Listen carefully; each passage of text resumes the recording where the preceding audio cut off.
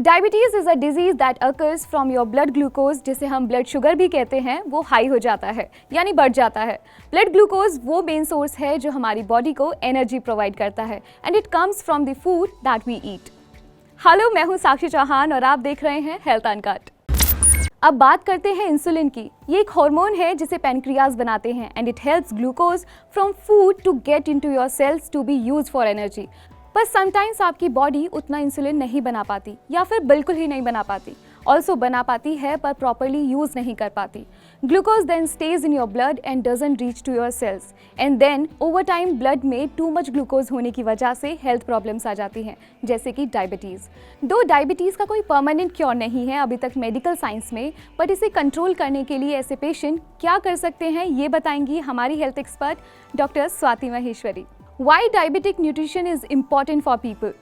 देखिए, डायबिटीज़ एक ऐसी बीमारी है जिसमें शरीर के अंदर जो खाना हम खा रहे हैं उससे जो शुगर्स रिलीज़ हो रही हैं वो हमारा बॉडी जो है कम्प्लीटली उसको डाइजेस्ट नहीं कर पा रहा है और वो हमारे ब्लड में एक हाई शुगर के रूप में दिखाई देता है, क्योंकि जो इंसुलिन हमारा शरीर बनाता है इस शुगर को डाइजेस्ट करने के लिए उसकी कमी हो जाती है। कुछ केसेस में इंसुलिन नहीं बनता है बॉडी में और कुछ केसेस में इंसुलिन बन रहा होता है लेकिन वो इफ़ेक्टिव नहीं होता है, वो असर नहीं कर पा रहा होता है।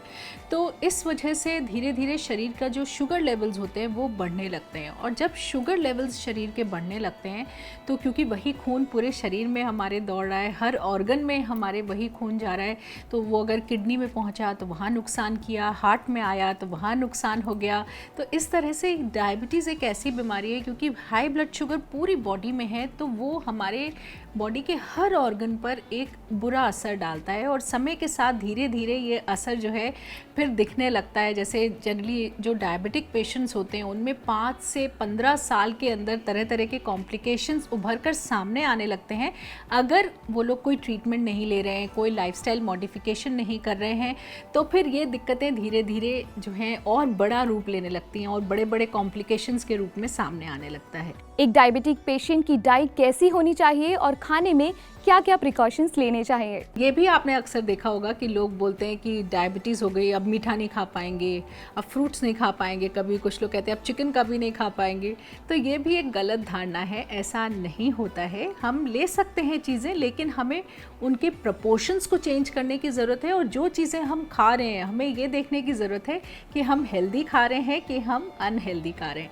जैसे ख़ास तौर से कार्बोहाइड्रेट्स की बात करें, क्योंकि कार्बोहाइड्रेट्स की ही बात सबसे ज़्यादा आती है जब हम डायबिटीज़ की बात करते हैं और हम कार्बोहाइड्रेट्स अक्सर लोग सुनते हैं कि कार्बोहाइड्रेट्स कम करने हैं, अब ज़्यादा नहीं खाने हैं, क्योंकि कार्बोहाइड्रेट्स जो आम तौर पे समझा जाता है वो समझा जाता है वाइट राइस को, पास्ता को, जो वाइट पास्ता होता है उसको समझा जाता है, ब्रेड्स होती हैं जो वाइट, आलू होता है, इसी को हम कार्बोहाइड्रेट ज़्यादातर आम भाषा में समझते हैं और इन चीज़ों को डेफिनेटली आपको डायबिटीज़ में कट करने की ज़रूरत है। और जानने के लिए बात ये भी बहुत ज़रूरी है कि ना केवल डायबिटीज़ में, इवन हर इंसान को जितने भी ये रिफाइंड हमारे ग्रेन्स होते हैं इनको कट करने की ज़रूरत है, क्योंकि इन्हीं से सबसे ज़्यादा दिक्कतें होती हैं, परेशानियां होती हैं। कार्बोहाइड्रेट और स्टार्च का बैलेंस कैसे रखें? कार्बोहाइड्रेट्स होते हैं वो हमारे 3 चीज़ों से बनते हैं, या तो स्टार्च से बनेगा, या शुगर से बनेगा, या फाइबर से बनेगा। तो हमें ये डिसाइड करना है कि कौन सा कार्बोहाइड्रेट हमारे लिए अच्छा है और कौन सा अच्छा नहीं है।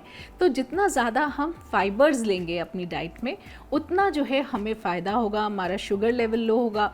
और जितना ज़्यादा हम स्टार्ची फूड या शुगर जिसमें ज़्यादा है वो चीज़ें अगर हम खाएंगे तो वो खाने से एकदम से जैसे ही वो चीज़ हमारे शरीर के अंदर पहुंचती है हमारी बॉडी उसे तुरंत डाइजेस्ट करके एकदम से शुगर रिलीज़ करती है।